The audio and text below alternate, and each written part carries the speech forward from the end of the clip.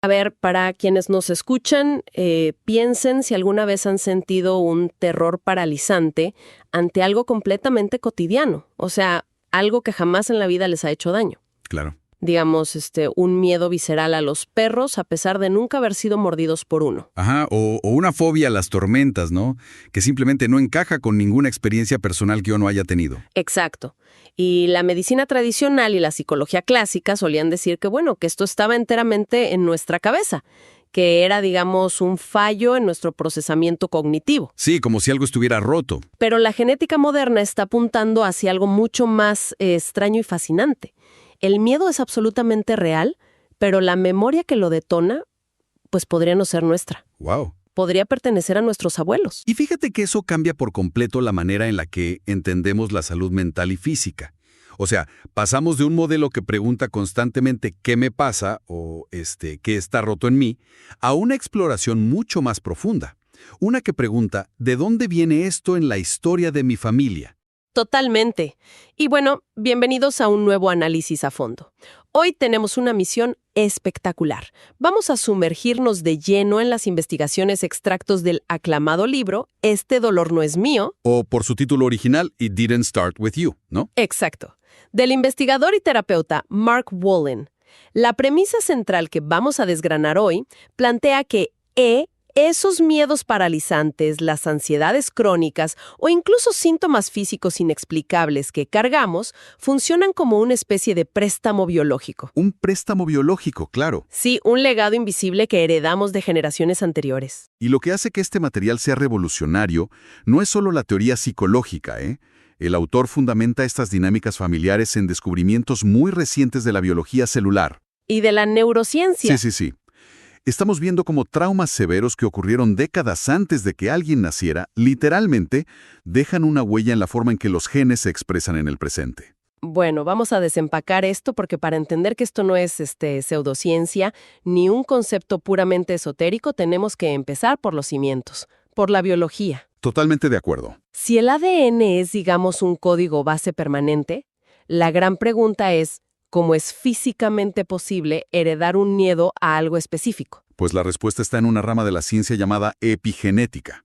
A ver, durante mucho tiempo se creyó que el ADN que recibíamos al nacer era un guión inamovible. No. Como un código de computadora cerrado. Exacto, como un libro ya impreso que determinaba absolutamente todo. Pero la epigenética demostró que, aunque el texto del libro no cambia, el entorno y las experiencias extremas pueden, colocar marcadores en las páginas. Notas al margen, digamos. Sí, exacto. Y lo fascinante aquí es el trabajo pionero de la doctora Rachel Judah. Ella es investigadora del Hospital Mount Sinai. Ajá. Y comenzó estudiando a sobrevivientes del Holocausto. Increíble. Y luego, años más tarde, también estudió a mujeres que estaban embarazadas durante los ataques del 11 de septiembre en Nueva York. Mujeres que desarrollaron un trastorno de estrés postraumático muy severo. Y leí sobre esas mediciones hormonales y te digo, el hallazgo rompe con todo lo que uno asume sobre el estrés. Sí. Porque lo lógico sería pensar que alguien traumatizado tiene el cortisol, o sea, la hormona del estrés, por las nubes. Esa era la expectativa médica estándar, sin duda. Pero los datos mostraron algo totalmente contraintuitivo. ¿Qué encontraron? Estas personas traumatizadas tenían niveles crónicamente bajos de cortisol. Espera, ¿bajos? Sí, muy bajos. Porque en situaciones de trauma extremo y prolongado, el cuerpo, para no consumirse por el exceso de estrés, suprime la producción de esta hormona. O sea, el cuerpo se protege apagando el sistema. Exacto. El problema es que el cortisol también actúa como un freno para el sistema nervioso. Y sin ese freno, la persona queda en un estado de hipervigilancia constante. Cualquier ruido es una amenaza. ¡Qué fuerte! Y aquí viene el descubrimiento que sacudió a la comunidad científica.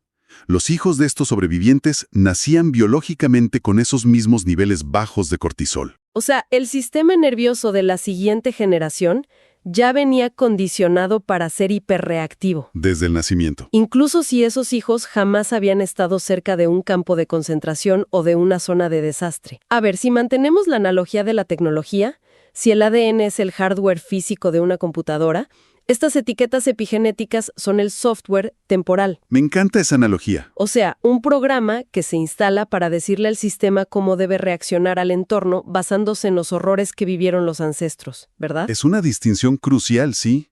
El hardware genético sigue intacto, pero este software epigenético le dice a ciertos genes que aumenten o disminuyan su actividad. Y para ver cómo esta transmisión funciona en tiempo real, la Universidad de Emory realizó un experimento muy revelador. ¿Ah, sí? Con ratones. Y esto ilustra el mecanismo físico a la perfección. Ese estudio con el olor a flores de cerezo me parece alucinante. Sí, es famosísimo. Pero siempre me hace preguntarme sobre el comportamiento aprendido, porque sabemos que condicionaron a ratones machos dándoles una leve descarga eléctrica cada vez que se esparcía un olor específico en el aire. La acetofenona. Exacto, acetofenona, que huele a cerezos. Así que los ratones aprendieron a aterrorizarse con el olor. Claro, asociación directa. Pero, ¿cómo demostraron que los hijos y nietos de estos ratones no aprendieron el miedo simplemente observando la reacción de pánico de sus padres? O sea, por aprendizaje social. Aislando completamente las generaciones. Los ratones originales, los que recibieron las descargas, nunca conocieron a sus crías. Nunca. Nunca. En algunos casos incluso se utilizó fertilización in vitro. Y aún así, las siguientes 2 generaciones, o sea, hijos y nietos, reaccionaban con un nerviosismo extremo. ¡Wow! Con temblores, con picos de estrés enormes la primera vez que olían las flores de cerezo. Y jamás habían recibido una descarga en su vida. Jamás habían visto a otro ratón asustarse. A ver, espera. Si no hubo contacto social ni aprendizaje de ningún tipo, ¿cuál es el vehículo físico de ese miedo? Ahí está el misterio biológico. ¿Cómo viaja la información de una generación a otra si no es a través de la crianza? El vehículo es el esperma mismo, o los óvulos en el caso de las madres. Los investigadores observaron cambios estructurales a través de un proceso llamado metilación del ADN. Y también alteraciones en algo conocido como microARN. Ok, tratemos de aterrizar esos términos porque suenan a clase de biología avanzada. Sí, un poco. ¿Qué es exactamente la metilación en la práctica? O sea, funciona como un interruptor físico que enciende el miedo. Pensemos en la metilación como, digamos, una perilla de volumen en un equipo de sonido. Ok. Las experiencias traumáticas añaden un grupo químico, un grupo metilo, al gen que controla los receptores olfativos, en este caso en particular. Ajá. Esta etiqueta química giró la perilla del volumen al máximo para los receptores del olor a cerezo en el esperma de los ratones originales. Así que la biología estaba mandando un mensaje codificado a la descendencia, algo como, si hueles esto, corre por tu vida o morirás. O sea, esto nos lleva a una conclusión que cambia toda la perspectiva. Absolutamente. Esta herencia no es una maldición, ¿no? Ni una biología caprichosa intentando arruinar la vida de alguien. Para nada. Es, en su forma más pura, un mecanismo brillante de supervivencia. Sí, el cuerpo está intentando darles a los descendientes una ventaja táctica. Una ventaja para sobrevivir en el mismo entorno peligroso que enfrentaron sus padres. El conflicto surge cuando ese entorno peligroso ya no existe en el presente. Claro. Pero el cuerpo sigue reaccionando a una amenaza fantasma. Porque la biología no sabe que la guerra terminó. Exacto. O que la hambruna ya pasó. Solo sabe que debe prepararse. Y esto nos abre la puerta a la siguiente gran dimensión del libro de Wolin. Sabemos que el hardware humano puede traer este software preinstalado. Sí. El siguiente paso es entender cómo se manifiesta esto en el día a día.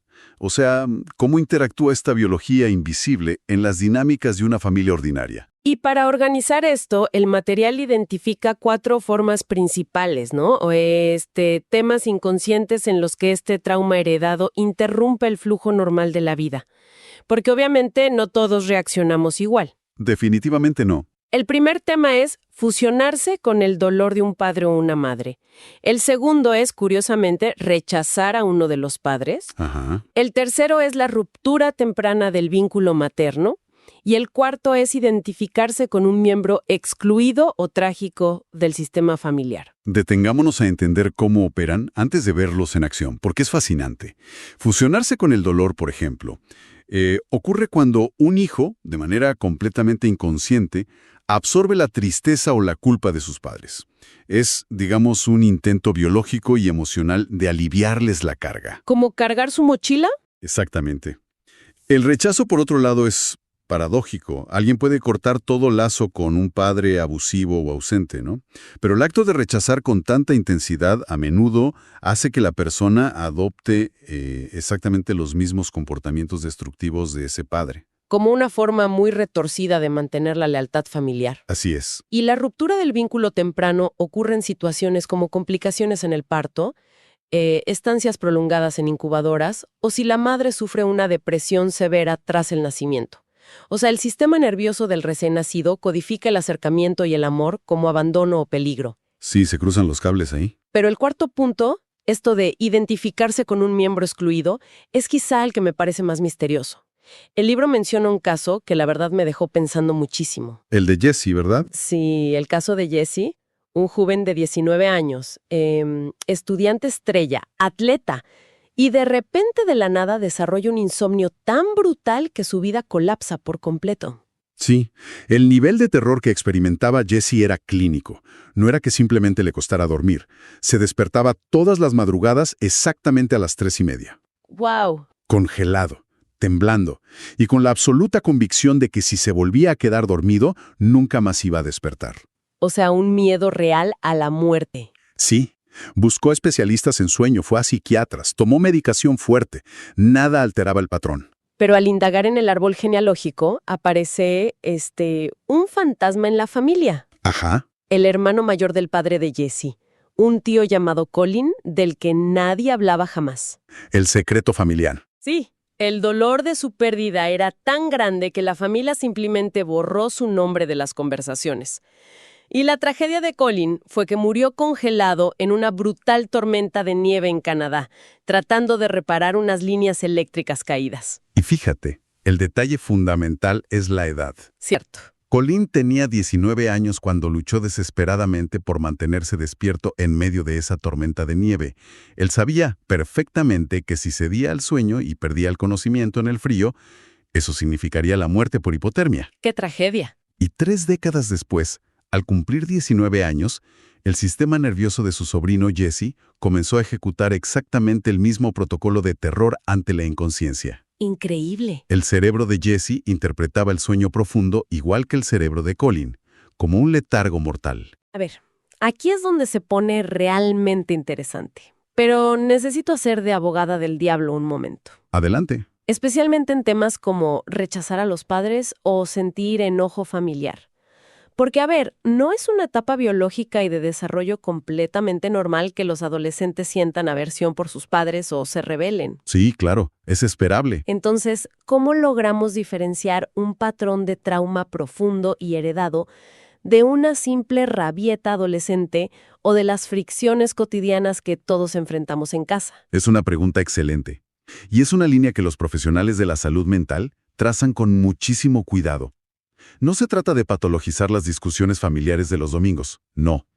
La gran diferencia está en la intensidad, la inflexibilidad y la naturaleza del síntoma. ¿O sea, la severidad? Exacto.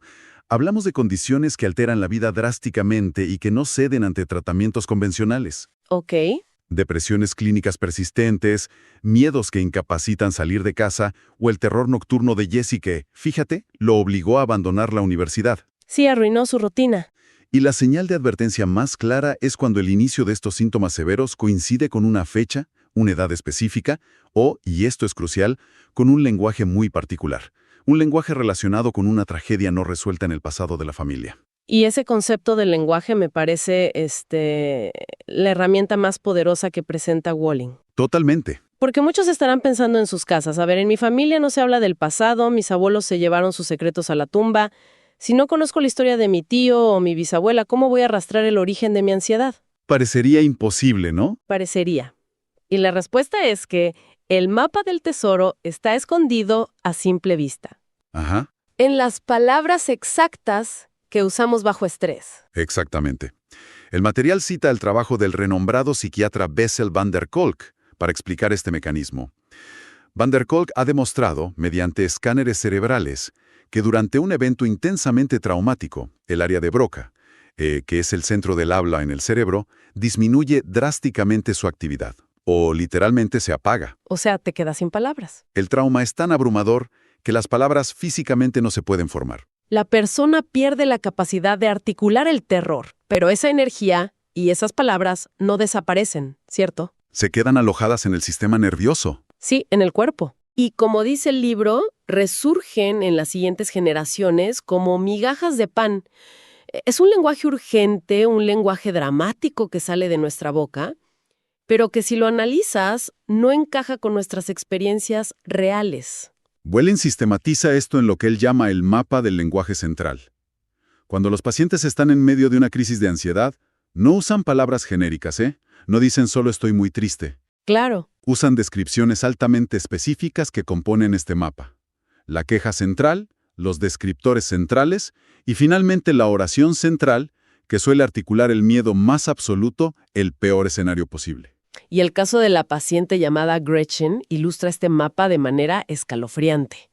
Gretchen llegó a terapia diagnosticada con ansiedad severa, depresión bipolar y fuertes impulsos suicidas. Sí. Y cuando se le pidió que describiera cómo sentía esa ansiedad y cómo visualizaba acabar con su vida, no habló de pastillas ni de tristeza generalizada. No. Sus palabras exactas fueron que deseaba vaporizarse y que quería saltar a un recipiente de acero fundido para que su cuerpo se incinerara en segundos. Y cualquier clínico notaría lo inusual de esos términos. O sea, vaporizarse e incinerarse en segundos no es la manera típica en que alguien describe la depresión. Para nada. Al construir su genograma y rastrear la historia familiar, el misterio se esclareció de una forma tremenda. La abuela de Gretchen era la única persona de toda su familia extensa que sobrevivió a la Segunda Guerra Mundial. Todo el resto murió. ¿Sí? El resto de su familia pereció en el campo de concentración de Auschwitz. Literalmente fueron gaseados, envueltos en vapores mortales y posteriormente incinerados en los hornos. ¿Tal cual? Y nadie o casa de Gretchen hablaba jamás de ese horror. Era un silencio denso. Pero Gretchen había heredado el software de ese dolor masivo. Su impulso suicida era un intento inconsciente e irracional de compartir el destino aniquilador de su familia. Sí, lealtad familiar ciega. Utilizando el vocabulario exacto de la tragedia que ella nunca vivió. Es sobrecogedor. Y fíjate, encontramos el mismo patrón de lealtad invisible en otro caso del libro. El caso de Zack. Ah, el de la policía. Sí, un joven que constantemente provocaba situaciones extremas buscando enfrentamientos con autoridades armadas, con el claro objetivo de que la policía le disparara. Un fenómeno conocido como suicidio por policía, ¿no? Exactamente. Al rastrear el lenguaje y las dinámicas familiares, descubren que el abuelo de Zack había sido un funcionario de alto rango en el gobierno de Mussolini. Ok. Este abuelo logró escapar y evadir la justicia usando documentos falsos, mientras que todos sus colegas del gabinete fueron capturados y murieron frente a un pelotón de fusilamiento. Wow. O sea, Zack estaba en un nivel celular, sintiendo la culpa del sobreviviente que su abuelo nunca procesó. Estaba buscando su propio pelotón de fusilamiento para saldar una deuda histórica. Es como si pagara los platos rotos. Entonces, ¿qué significa todo esto para nosotros en el día a día? Bueno, significa que cuando nos repetimos frases destructivas con una urgencia que no entendemos, es muy probable que le estemos prestando nuestra voz a un fantasma familiar que necesita ser escuchado. Totalmente. Le damos lenguaje a una memoria no declarativa. Y la evidencia clínica sugiere que el simple hecho de conectar conscientemente esas frases extremas con el evento original, como hicieron Gretchen y Zack, comienza a desarmar la potencia del síntoma. Sí, pero, a ver, saber por qué me despierto aterrorizada a las 3 de la mañana es fascinante. Sin embargo, entender la historia lógica no garantiza que vuelva a dormir tranquila esa misma noche. No, claro que no. La lógica no borra el pánico físico. ¿Qué se necesita físicamente en el cerebro para desaprender ese terror biológico y sanar de raíz? Esa es la frontera final del libro, y Wallin la ilustra desnudando su propio proceso de sanación, que es increíble. A los 34 años, el propio autor desarrolló una condición médica grave, retinopatía serosa central crónica. Se estaba quedando ciego. Sí, empezó a perder la visión central en un ojo, y los médicos pronosticaron que la condición avanzaría al otro ojo y que terminaría legalmente ciego. No había una causa médica clara ni una cura conocida. Y en medio de la desesperación, el tipo abandona su vida y viaja por Asia buscando curanderos, gurús, hace retiros de meditación exhaustivos. Buscando un milagro. Sí, y finalmente llega ante maestros espirituales altamente venerados. Y cuando él espera que le revelen, no sé, un secreto cósmico para recuperar la vista, la respuesta que le dan es brutal por lo sencilla que es. Le dicen, Ve a casa y resuelve las cosas con tus padres. Una directriz que enfureció a Wolin inicialmente, porque él sentía que su intelecto y su espiritualidad habían superado a los conflictos terrenales con sus padres. Claro, el ego espiritual. Exacto. Pero al rendirse ante la evidencia de su lenguaje central, que era su miedo constante a quedarse solo, indefenso y arruinado, descubrió las piezas faltantes de su propio mapa de trauma. Su historia oculta. Sí, hubo 2 eventos críticos en su formación temprana. Un nacimiento sumamente difícil con fórceps, que lo dejó con hematomas severos, y una separación traumática a los 2 años, cuando su madre tuvo que ser hospitalizada por varias semanas. Y para el cerebro en desarrollo de un niño de 2 años, semanas sin la madre es el equivalente emocional a la muerte, ¿verdad? Totalmente. Es abandono absoluto. Esa ruptura temprana hizo que el pequeño Mark construyera una coraza defensiva. Su sistema nervioso aprendió que el amor materno equivalía a dolor y abandono. Y la manera en que logró sanar esto es la parte más intensa. Sí, porque no lo hizo simplemente hablando de ello en un diván de terapia. No. Fue a ver a su madre y se obligó a pedirle un abrazo. El autor describe cómo ese contacto físico encendió todas sus alarmas biológicas. O sea, el abrazo se sentía físicamente punzante, como estar atrapado en una trampa para osos. Una trampa para osos. Y aquí es donde la neurociencia moderna, específicamente la neuroplasticidad, explica el milagro de la sanación. El libro se apoya en los estudios de Norman Deutsch y el famoso principio del neuropsicólogo Donald Hebb, que establece que las neuronas que se activan juntas se conectan. Ajá. Al quedarse dentro de ese abrazo, a pesar de que su cuerpo gritaba de dolor defensivo, Wolin estaba obligando a su cerebro a experimentar el contacto materno simultáneamente con la supervivencia. ¡Wow! O sea, al no huir del abrazo, esperó hasta que el sistema nervioso simpático, el de alerta, se agotara, y minutos después, su cuerpo empezó a temblar. La coraza cedió, y finalmente se ablandó contra el pecho de su madre. Se rindió. Físicamente forzó a su cerebro a cablear una nueva vía neuronal que decía, este contacto es seguro. Estaba reescribiendo la etiqueta epigenética en tiempo real. Exactamente. Y el impacto fisiológico de esa reescritura neuronal desafió todos los pronósticos oftalmológicos. La visión de Wolin regresó a 20/20. ¡Increíble! ¿Pero cómo? ¿Se curó la retina? Fíjate que no del todo. La fobia, que es la pequeña depresión en el centro de la retina responsable de la visión aguda, seguía teniendo cicatrices. Pero el cerebro aprendió a desviar la luz, haciendo que los rayos rebotaran justo alrededor de la fobia dañada, utilizando tejido sano para restaurar la imagen completa. Es neuroplasticidad pura aplicada tanto al trauma emocional como al tejido nervioso del ojo. Ahora, mucha gente no puede tener ese abrazo físico, ¿cierto? Es verdad. Sus padres pueden haber fallecido o la relación puede ser peligrosamente tóxica en la vida real. Pero el libro aclara que la neuroplasticidad también funciona a través de la visualización profunda. Así es. Usando imágenes curativas consistentes, donde mentalmente devolvemos la carga al ancestro y recibimos su bendición, el cerebro procesa esa experiencia imaginada con la misma intensidad química que una real, alterando nuestra expresión genética y bajando el volumen de esos genes de alerta hiperactiva. Porque para el cerebro, la visualización profunda y la realidad encienden las mismas áreas. Al consolidar estas nuevas vías neuronales a través de sensaciones de bienestar repetidas, literalmente transformamos a los fantasmas familiares que nos aterrorizaban en figuras ancestrales que nos respaldan. Es bellísimo. Y pensemos en el inmenso viaje que hemos recorrido en este análisis. Desde los marcadores químicos en el ADN que encienden el miedo, hasta la capacidad de nuestro propio cerebro para reescribir ese código mediante la neuroplasticidad. Es un viaje monumental. La conclusión principal es liberadora. El trauma, la ansiedad o la fobia crónica que cargamos a menudo no es una debilidad personal o un fallo del carácter. Para nada. Es el eco biológico de una historia de supervivencia. Y a través de descifrar las palabras intensas que usamos bajo presión, podemos rastrear esos miedos, encontrar al dueño original de ese dolor y devolvérselo con respeto para recuperar nuestra propia vitalidad.